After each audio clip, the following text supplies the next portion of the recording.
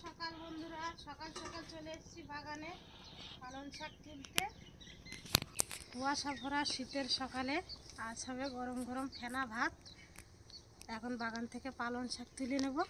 আর এই যে সকালবেলা দেখুন পুরো কুয়াশায় আটা চারিদিকে, কুয়াশাতে কিছুই দেখা যাচ্ছে না।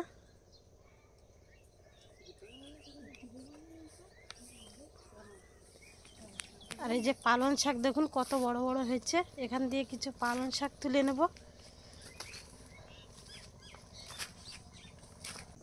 ওলকপিগুলোও কিন্তু তোলার মতো হয়ে গেছে।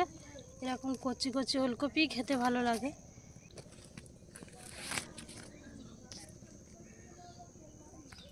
পালং শাকগুলো পুরো গোড়া তুলবো না, পাতা কেটে কেটে নেব, তাহলে আবার সার জল দিলে কিন্তু আবার পালং শাক হবে। আর আজকে ফেনা ভাতের সাথে আছে বেগুন ভাজা আর আলু সিদ্ধ। শীতের সকালটা পুরো জমে যাবে।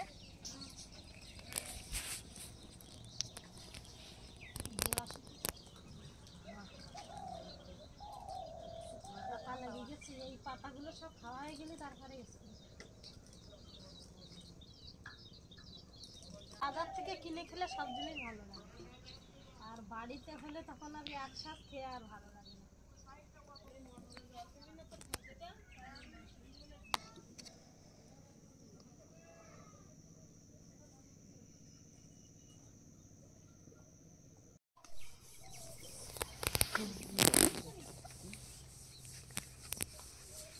আর লাগবে না, এক ঝুড়ি টাটকা টাটকা পালং শাক তুলে নিয়েছি। এই পালং শাকে হয়ে যাবে, আর তুলবো না।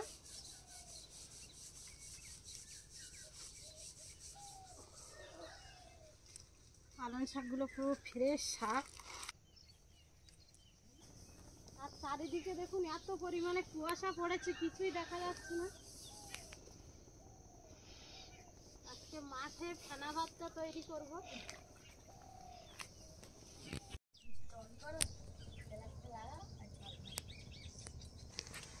হাঁড়িতে জল গরম বসিয়ে আমি শাক তুলতে গিয়েছিলাম। আলু কেটে নিয়েছি, আলুগুলো মাঝখান দিয়ে ভাগ করে নিয়েছি, নতুন আলু। জল গরম হয়ে গেছে, আলু দিয়ে দেব।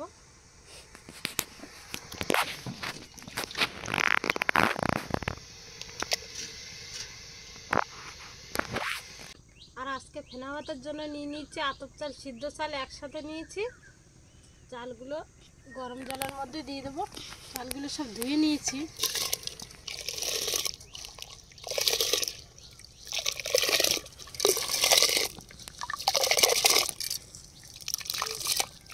এবার একটু লবণ দিয়ে দেব।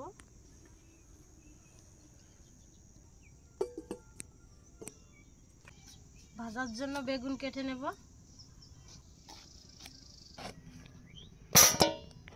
ভাতের মধ্যে কিছু কাঁচা লঙ্কা দিয়ে দেবো, যার যার লঙ্কা লাগবে। এই সিদ্ধ লঙ্কা মাখিয়ে খাবে।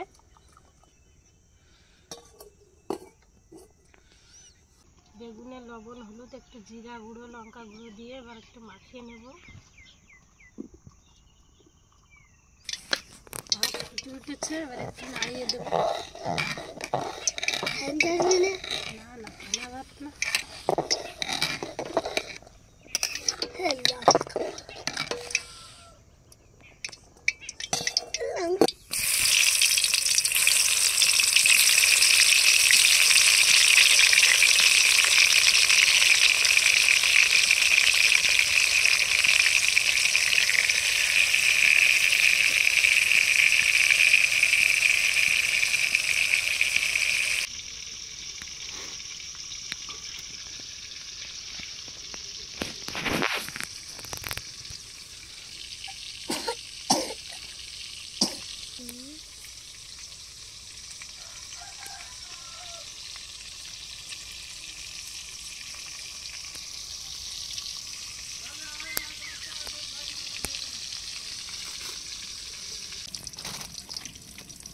অল্প করে শাক কেটে নিয়েছি, বেশি শাক দিলে ভালো লাগবে না, অল্প করেই শাক দিয়ে দেবো।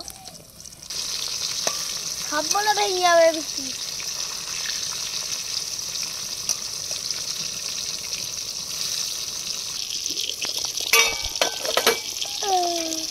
ভাতগুলো প্রায় হয়ে এসেছে, আর অল্প একটু বাকি আছে। এবার কেটে রাখা শাক দিয়ে দেবো। আমি বাবা চলছে, তোমরা করো তাহলে কি করো। সকালবেলা স্বাস্থ্যকর ফেনা ভাত।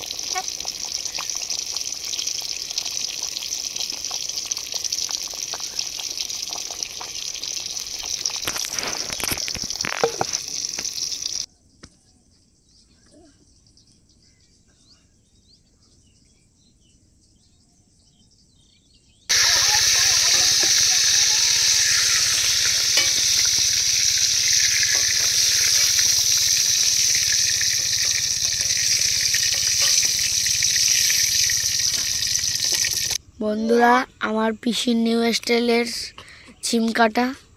বন্ধুরা, সিম কাটতে কোনো বটি বা ছুরির দরকার হবে না, এভাবে হাত দিয়েই কেটে নেব। সাথে একটু সিম ভাজাও করব। এক্ষুনি আমার বাচ্চা বেরিয়ে যাচ্ছে।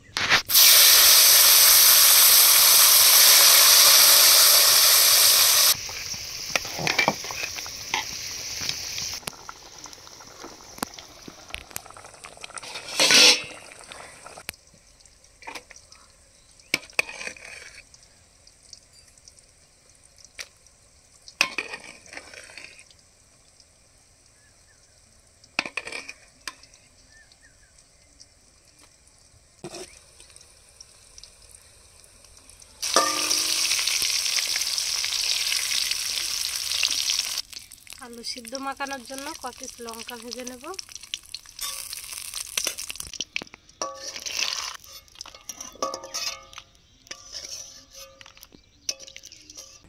একটু ডিম ভাজাটা হলে জমে যেত। আর ইলিশ মাছ ভাজা, ইলিশ মাছ ভাজা,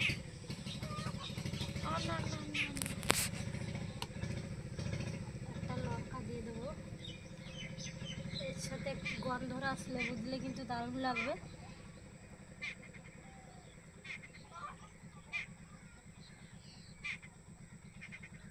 আলুতে একটু বেশি করে ঝাল দিয়ে মাখিয়েছি, ঝাল ঝাল হলে দারুণ লাগবে। আর শীতের সকালে এরকম খাবার হলে আর কি চাই, মাছ মাংস পুরো ভুলে যাবে। পালং শাক দিয়ে ভেনা ভাত কোনোদিনও খাইনি, খেয়ে যাবে।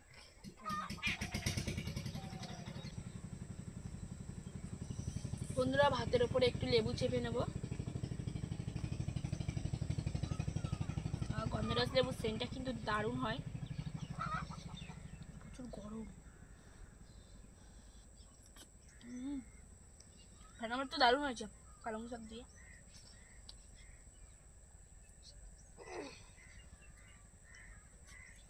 দারুণ।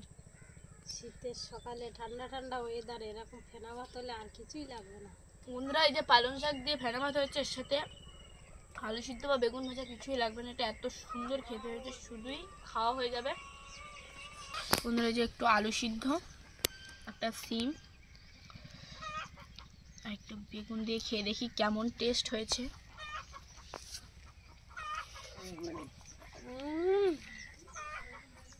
দারুণ। আর আলু সিদ্ধটা ঝাল ঝাল করে মাখা হয়েছে, দারুণ লাগছে। যদি একটু ডিম ভাজা হতো পুরো জমে যেত। ওই একটাই জিনিস কম আছে, একটু ডিম ভাজা কম আছে। ডিম ভাজাটা করে দে, ভাজা ডিম সেদ্ধ। আর গোবিন্দভোগ চাল দিয়ে রান্না হয়েছে, এই ফেনা ভাতটা বানানো হয়েছে। গোবিন্দভোগের চাল অল্প ছিল আর সিদ্ধ চালও অল্প করে দিয়েছি, দুই ধরনের চাল দিয়ে আজ ফেনা ভাত হয়েছে। দারুণ লাগছে। তিথি এখন খেয়ে স্কুলে চলে যাবে। সকাল সকাল গরম গরম ফেনা ভাত। বন্ধুরা, শীতের সকালটা পুরো জমে গেল। আর আমি এবারে খেয়ে স্কুলে যাব। আর খেতে দারুণ টেস্ট হয়েছে।